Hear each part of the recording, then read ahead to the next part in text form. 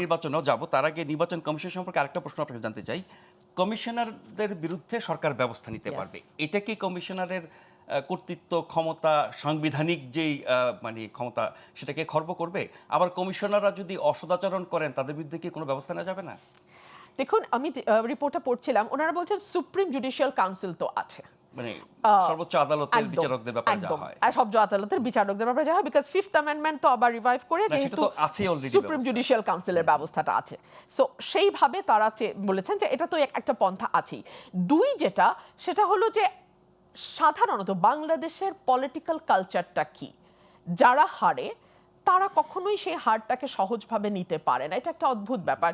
সেই যে সূক্ষ্ম কারচুপি দিয়ে শুরু হলো, তারপর থেকে আমরা দেখলাম যে যারাই হারে তারাই বিষয়টাকে ইয়ে করে। প্লিজ, এটার মধ্যে 8, 14 এবং 18, 24-এর নির্বাচন আমি আনছি না, বিকজ ওটাকে আমি নির্বাচন মনেই করি না। ওটা নির্বাচনই নয়। বাংলাদেশে এই 15 বছর কোনো নির্বাচন হয় নাই, জাতীয় বা স্থানীয় কোনোটাই হয়নি। বাট তারপরেও যেই নির্বাচনগুলো মোটা দাগে ন্যাশনালি এবং ইন্টারন্যাশনালি গ্রহণযোগ্য হয়েছে, সেগুলো নিয়েও বিস্তর বিতর্ক আছে।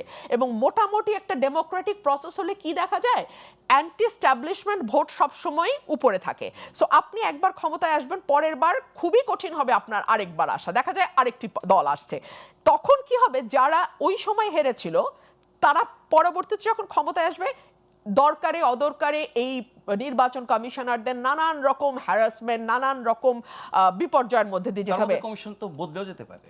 কমিশন তো বদলাবেই, কিন্তু তাদের বিরুদ্ধে ব্যবস্থা নেওয়া তো আর আটকাবে না, তাই না? কিন্তু সরকার যদি ব্যবস্থা নেয় বর্তমান ব্যবস্থার বাইরে গিয়ে, যেটি সুপ্রিম জুডিশিয়াল কাউন্সিল নিতে পারত, সেক্ষেত্রে সরকারের হস্তক্ষেপ বাড়বে না?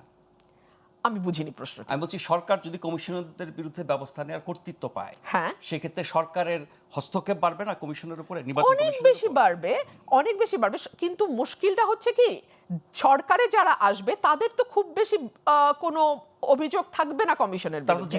তারা তো জিতে আসবে। অভিযোগ তো থাকবে যারা হেরেছে তাদের। যারা হেরেছে তারা আবার ক্ষমতা আসতে তো কমিশন বদলে যাবে, কিন্তু তাতে কিছু যায় আসে না। ব্যক্তিরা তো থাকবেন, ব্যক্তির বিচার করা হবে। ঠিক আছে, এই কারণেই এই সুপারিশগুলো করা হয়েছে।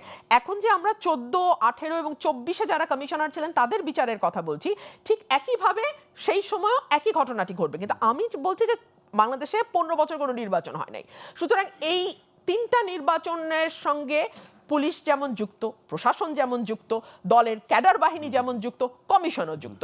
এখন আপনি বিচার করলে সকলের বিচার আপনাকে করতে হবে, কিন্তু এগুলো হচ্ছে ইউনিক সার্কামস্ট্যান্স। কেন তার বিচার হবে না? অন্যায় কেন বিচার হবে না? কিন্তু that is unique circumstance. But নির্বাচন কমিশনের দাবিটা আমার কাছে যৌক্তিক মনে হয়, যে সুপ্রিম জুডিশিয়াল কাউন্সিল তো আছে, যে ব্যবস্থাটি এখন আছে সেটি থাকুক।